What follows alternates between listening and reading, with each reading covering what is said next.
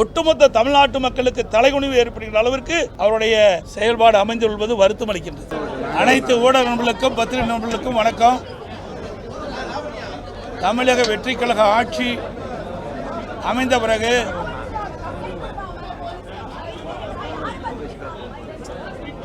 வேளாண் பட்ஜெட் முதலில் 2ஆம் நாளில் தாக்கல் செய்யப்பட்டிருக்கின்றார்கள். முதல் வேளாண் பட்ஜெட்.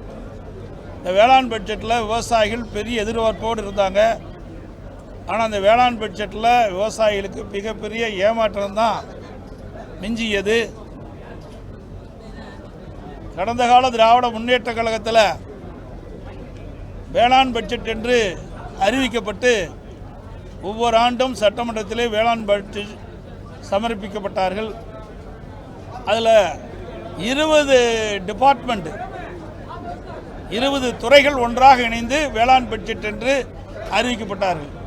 அதே நிலையில்தான் இன்றைக்கு புதிதாக அமைந்துள்ள தமிழக வெற்றி கழக அரசு தமிழக விவசாயிகளை ஏமாற்றுகின்ற விதமாக வேளாண் பட்ஜெட் என்று அறிவிக்கப்பட்டு சுமார் 2.5 மணி நேரம் அந்த வேளாண் பட்ஜெட்டை வாசித்தார்.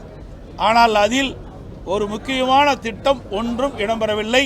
விவசாயிகளுக்கு பயனளிக்கக்கூடிய திட்டம் எதுவும் இடம்பெறவில்லை.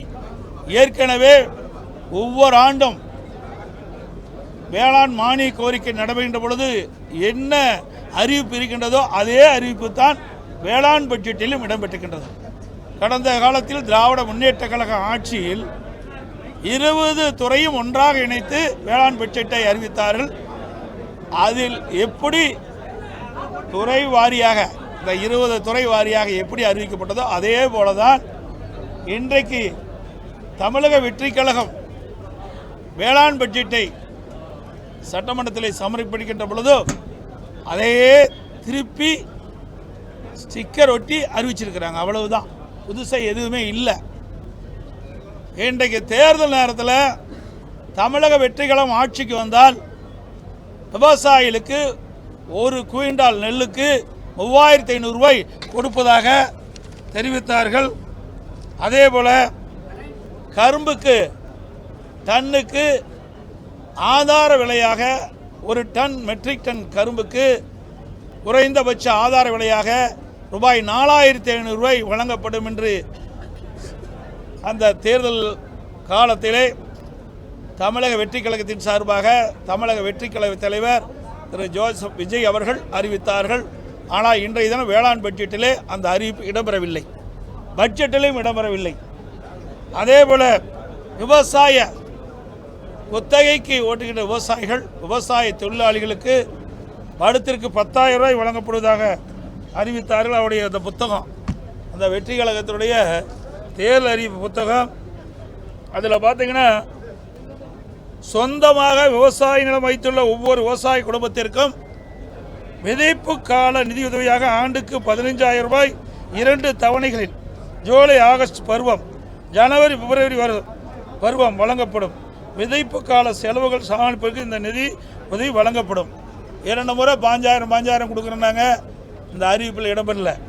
அதே போல் உழவர் தோழர் திட்டம் என்ற ஒரு திட்டத்தை அறிவித்து குத்தகை விவசாயிகள் மற்றும் விவசாய கூலி தொழிலாளர்களுக்கு உழவர் உரிமை அட்டை வழங்கப்படும் முறை அறிமுகப்படுத்தப்படும். இந்த உரிமை அட்டை வைத்திருக்கும் உழவர்களுக்கு ஆண்டுக்கு 10,000 ரூபாய் உதவித்தொகை நேரடியாக அவருடைய வங்கி கணக்கில் செலுத்தப்படும் என்ற அறிவிப்பு தான் கொடுத்தாங்களுடைய இனிக்க விவசாயிகளை ஏமாற்றுகின்ற விதமாக விவசாய தொழிலாளிகளை ஏமாற்றும் விதமாக தேர்தல் நேரத்தில் அறிவிப்பை கொடுத்துவிட்டு இந்த வேளாண் பட்ஜெட்டில் இந்த அறிவிப்பெல்லாம் எதுவுமே இடம்பெறல. அதோட தேர்தல் நேரத்தில் விவசாயிகளுக்கு அந்த புக்கு தான் நிறைய இருக்குது, அது பூரா படிக்கிறது தான் நிறைய நேரம் ஆகும். ஒன்று கூட அவர்கள் அறிவிக்கல. இது விவசாயிகளை ஏமாற்றுகின்ற பட்ஜெட். இவர்களும் கடந்த கால ஆட்சி போல வேளாண் பட்ஜெட் என்ற ஒரு நாடகத்தை இன்றைய தினம் அரங்கேற்றிருக்கின்றார். அதே போல விவசாயிகளுக்கு தொடக்க வேளாண் கூட்டுறவு கடன் சங்கத்தில் 5 ஏக்கருக்கு குறையாக நிலம் வைத்திருக்கின்ற விவசாயிகளுக்கு அவர்கள் தொடக்க வேளாண் வாங்கிய பயிர்க்கடன் முழுவதும் தள்ளுபடி செய்யப்படும் என்ற அறிவிப்பை கொடுத்தார்கள். 5 ஏக்கருக்கு மேல் நிலம் வைத்திருக்கின்ற விவசாயிகள் தொடக்கல் வேளாண் கூட்டு கடன் சங்கத்தில் வாங்கிய பயிர்க்கடன் பாதி தள்ளுபடி செய்யப்படும் என்று அறிவித்தார்கள். ஆனால் கிட்டத்தட்ட ஒரு மாதத்திற்கு முன்பு தமிழ்நாடு முதலமைச்சர், தமிழக வெற்றி கழகத்தினுடைய அரசு சிறு குறு நடுத்தர விவசாயிகள் 5 ஏக்கருக்கு குறைவாக நிலம் வைத்திருக்கின்ற விவசாயிகளுக்கு 75,000 ரூபாய் கடன் தள்ளுபடி செய்யப்படும். அதற்கு மேல் இருக்கின்ற அனைத்து விவசாயிகளுக்குமே, இந்த சிறு குறு விவசாயம் சரி பெரு விவசாயம் அனைவருக்கும் 35,000 ரூபாய் தான் பயிர்க்கடன் தள்ளுபடி செய்யப்படும் என்ற அறிவிப்பை கொடுத்திருக்கிறார்கள். ஆனால் இந்த தேர்தல் அறிக்கையில் அவர்கள் கொடுத்ததற்கு மாறாக விவசாயியுடைய கடன் தள்ளுபடி செய்திருக்கிறார்கள். ஆக மொத்தம் விவசாயிகளை ஏமாற்றியிருக்கின்றார்கள். இதுதான் இந்த பட்ஜெட்டில் காண முடிகிறது. உண்மையிலேயே விவசாயிகளுக்கு நன்மை கிடைக்கக்கூடிய பட்ஜெட் இது இல்லை என்பதை இந்த நேரத்தில் தெரிவிக்கிறேன். அதோட அதிமுக ஆட்சியில் பல்வேறு திட்டங்களை நான் நிறைவேற்றி கொடுத்தோம். குடிமராமத்து திட்டம் என்ற அற்புதமான திட்டத்தை கொண்டு வந்து நிறைவேற்றிக்கிறோம். ஏரி குளம் குட்டைகள் அனைத்தும் தூர்வாரப்பட்டது. அது பல திட்டத்தை இணைச்சு இன்னைக்கு அறிவிச்சிருக்கிறாங்க. அதுக்கு ஒரு 1500 கோடி அறிவிச்சிருக்கிறாங்க. ஆனால் அது முழுசாக குடிமராமத்து திட்டத்துக்கு அறிவிக்கலை. அனைத்து இந்திய அண்ணா திராவிட முன்னேற்ற கழகம் ஆட்சி இருக்கின்ற பொழுது ஊராட்சி ஒன்றியத்தின் மூலமாக இருக்கின்ற சுமார் 24,000 ஏரிகள், 26,000 ஏரிகள், அதில் குளம் குட்டை நீர்நிலைகள்லாம் தூர்வாரப்பட்டு மழை காலத்தில் தண்ணீர் தேங்கக்கூடிய சூழலை உருவாக்கி தந்தோம். அதே போல் பொதுப்பணித்துறையின் கீழ் இருக்கின்ற 14,000 ஏரிகளில் சுமார் 6,000 ஏரிகள் தூர்வாரப்பட்டன. அதற்காக சுமார் 1,240 கோடி நிதி ஒதுக்கீடு செய்யப்பட்டது. இதனால் இப்பொழுது இருக்கின்ற வறட்சி காலத்தில் அனைத்து இந்திய அண்ணா திராவிட முன்னேற்ற கழக ஆட்சியில் தூர்வாரப்பட்ட ஏரியில் தூர்வாரப்பட்ட காரணத்தினால் இன்றைக்கு நீர்நிலைகளில் அங்கங்கே தண்ணி இருக்கின்றது. நிலத்தடி நீர் அங்கங்கே பல பகுதியில் வற்றாமல் இருக்கின்றது. இவ்வளவு வறட்சியான காலத்திலும் அனைத்து இந்திய அண்ணா திராவிட முன்னேற்ற கழக ஆட்சியில் போடப்பட்ட திட்டம் இன்றைக்கு விவசாயிகளுக்கும் பொதுமக்களுக்கும் கை கொடுக்கின்றது. ஆனால் அந்த திட்டத்துக்கு முழுமையான அறிவிப்பு கிடையாது. தடுப்பணை கட்டுக்கின்ற அமைப்பும் கிடையாது. பல துறை இதில் இணைச்சிருக்கிறாங்க. ஏன்னா ஒவ்வொரு துறைக்கும் ஒரு அமைச்சர் இருக்கிறாங்க. இன்றைக்கு நேற்றைய தினம் பொது பட்ஜெட் போட்டாங்க. ஒவ்வொரு துறைக்கும் நிதி ஒதுக்கீடு செஞ்சுருக்கிறாங்க. இன்றைக்கு இந்த பொது பட்ஜெட்டும் வேளாண் பட்ஜெட்டும் முடிந்த பிறகு பதிலுரை அவர்கள் அளித்த பிறகு ஒவ்வொரு துறைக்கும் மானிய கோரிக்கை நடைபெறும். அந்த மானிய கோரிக்கையின் போது அந்த துறை வாரியாக அந்தந்த அமைச்சர்கள் அவர் தெரிவிப்பாங்க. அதையெல்லாம் இணைச்சு 20 துறைகளை ஒன்றாக இணைச்சு வேளாண் பட்ஜெட் இருக்காங்க. அப்புறம் எதுக்கு அந்த 20 துறைக்கு மந்திரி தேவை? அந்த 20 துறைக்கு ஏன் மானிய கோரிக்கை நடைபெறணும்? தேவையே இல்லையே. ஆக இதையெல்லாம் விவசாயிகளை ஏமாற்றுவதற்காக கடந்த கால அரசு நாடகம் போட்டது. இந்த அரசும் ஒரு நாடகத்தை போட்டு விவசாயிகளுக்கு மிகப்பெரிய ஏமாற்றத்தை தந்திருக்கின்றது. அதெல்லாம் ஒன்றுமே காணாம். மேகதாதும் இல்லை, மேகதாது பற்றியும் சொல்லலை. அதெல்லாம் நீர்வளத்துறை அமைச்சரில் வரும்போது வரும்னு நினைக்கிறேன். ஏன்னா இதெல்லாம் வேளாண் பட்ஜெட் உங்களுக்கு நல்லா தெரியும். எனக்கு 20 துறை ஒன்றா வச்சு தான் போட்டுக்கிறாங்க. அது 2.5 மணி நேரம் பேசுகிறாரு. கிட்டத்தட்ட 2 மணி நேரம். பொது பட்ஜெட் கூட 2 மணி நேரம் 31 நிமிஷம் தான். ஆனால் வேளாண் பட்ஜெட்டில் வேளாண் துறை அமைச்சர் கிட்டத்தட்ட 2 மணி நேரம் 35 நிமிடம் பேசியிருக்காரு. அதுதான் சாதனையாக வேளாண் பட்ஜெட்டுடைய சாதனை. 2 மணி நேரம் 35 நிமிஷம் பேசி வேளாண் பெருமக்களுக்கு எதுவுமே கிடைக்காம, எந்த ஒரு பயனும் கிடைக்காம இந்த அரசு, தமிழக வெற்றி கழக அரசு வேளாண் பட்ஜெட்டை சமர்ப்பிக்கிறது. போதுங்க. இப்போ 2.5 மணி நேரம் கேட்டது பத்தலையா?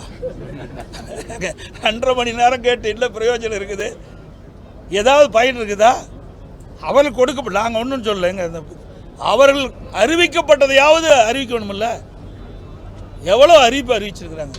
நேற்றைய தினமும் கிட்டத்தட்ட பொது பட்ஜெட்டில் தமிழக வெற்றி கழகம் தேர்தல் நேரத்தில் கொடுக்கப்பட்ட அறிவிப்புக்கு எதுவுமே நிறைவேற்றலை. கொடுக்கப்பட்ட வாக்குறுதி எதுவுமே நிறைவேற்றலை. இன்றைய தினமும் 2026 சட்டமன்ற பொதுத் தேர்தலில் தமிழக வெற்றி கழகம் கொடுக்கப்பட்ட விவசாயிகளுக்கு கொடுக்கப்பட்ட வாக்குறுதி நிறைவேற்றலை. அதுதான் இப்பொழுது ஊடகத்தின் வாயிலாக, பத்திரிகையின் வாயிலாக விவசாய பெண்களும் தெரிந்து கொள்ள வேண்டும். அதிமுக ஆட்சியில் எவ்வளோ செஞ்சோம்? பாதுகாக்கப்பட்ட வேளாண் மண்டலம் கொண்டு வந்தோம். குடிமராமத்து திட்டத்தை கொண்டு வந்தோம். தூர்வாரின்ற பணியை மேற்கொண்டோம். 50 ஆண்டு காலம் தீர்க்கப்படாத காவிரி நதிநீர் பிரச்சனைக்கு தீர்வு கண்டோம். எல்லாமே செஞ்சது அதிமுக ஆட்சி. வறட்சி வருகின்ற பொழுது விவசாயிகளுக்கு தேவையான உதவிகளை செஞ்சோம். 2 முறை விவசாயிகள் வாங்கிய தொடக்க வேளாண் கூட்டுறவு சங்கத்தில் வாங்கிய பயிர்க்கடன் ஒரு 5 ஆண்டில் 2 முறை தள்ளுபடி செய்த அரசு அதிமுக அரசு. அதே போல் விவசாயிகள் பேரிடர் காலத்தில் விவசாயியுடைய விளைநிலங்கள் பயிரிட்டிருக்கிற விளைநிலங்களில் பயிர்கள் சேதமடைஞ்சால் அந்த பயிர் காப்பீட்டு திட்டத்தின் மூலமாக இந்தியாவிலேயே அதிக இழப்பீட்டு தொகையை விவசாயிகளுக்கு பெற்று தந்த அரசு அதிமுக அரசாங்கம். இவ்வளவு நாங்கள் செஞ்சோம். கொரோனா காலத்தை கூட விவசாயிகள் பாதிக்கூடாது என்பதற்காக பல்வேறு திட்டங்களை கொண்டு வந்து நிறைவேற்றி தந்திருக்கிறோம். ஆனால் இன்றைக்கு வேளாண் பட்ஜெட் என்ற ஒரு பட்ஜெட்டை அறிவித்து வேளாண் பெருமக்களுக்கு எந்த நன்மையும் கிடைக்க முடியாத பட்ஜெட் இந்த வேளாண் பட்ஜெட் என்பதை இந்த நேரத்தில் தெரிவிக்கிறேன்.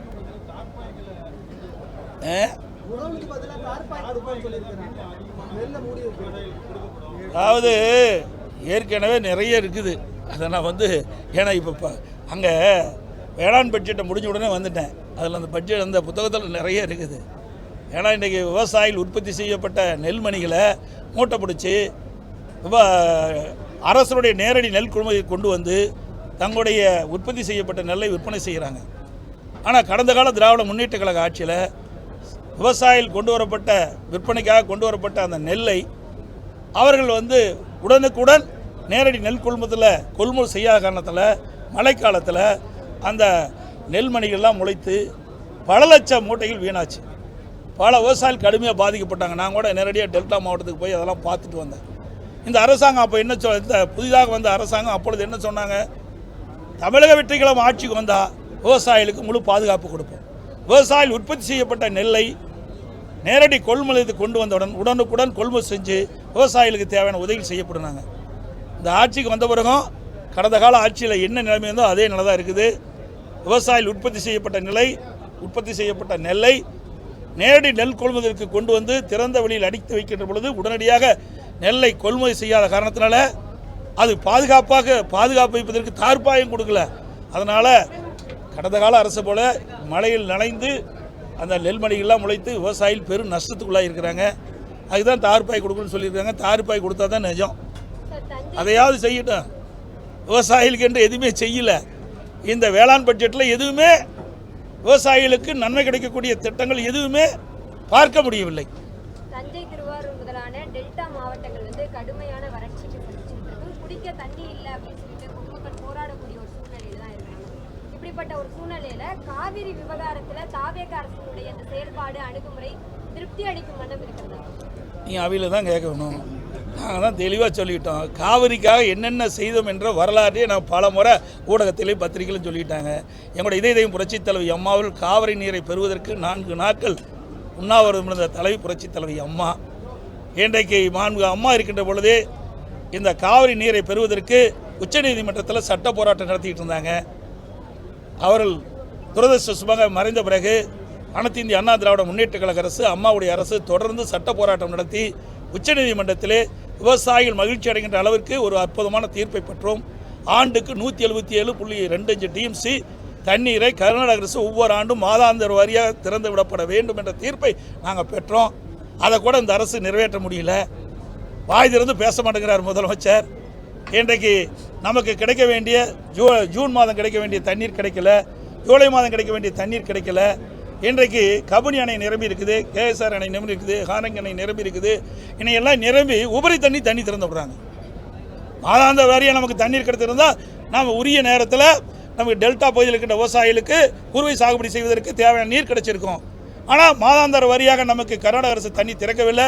இந்த அரசு தண்ணீர் பெறுவதற்கு எந்த முயற்சியும் எடுக்கலை. வாய் திறந்து கூட பேச மாட்டேங்கிறார்.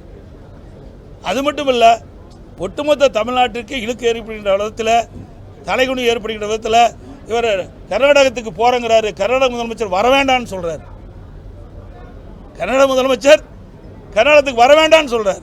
எந்த அளவுக்கு இன்றைக்கு தமிழ்நாட்டுக்கு தலைகுனிவு ஏற்படுகின்ற முதலமைச்சர் எண்ணி பார்க்க வேண்டும். இது தனிப்பட்ட முறையில் கிடையாது. இன்றைக்கு முதலமைச்சர் என்பது தமிழ்நாட்டுடைய முதலமைச்சர். இன்றைக்கு தமிழ்நாட்டுக்கு அனைத்து மக்களுக்கும் முதலமைச்சராக இருக்கிறார்.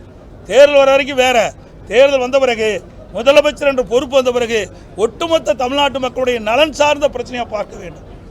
ஒட்டுமொத்த தமிழ்நாட்டு மக்களுக்கு தலைகுனிவு ஏற்படுகின்ற அளவிற்கு அவருடைய செயல்பாடு அமைந்துள்ளது வருத்தம் அளிக்கின்றது.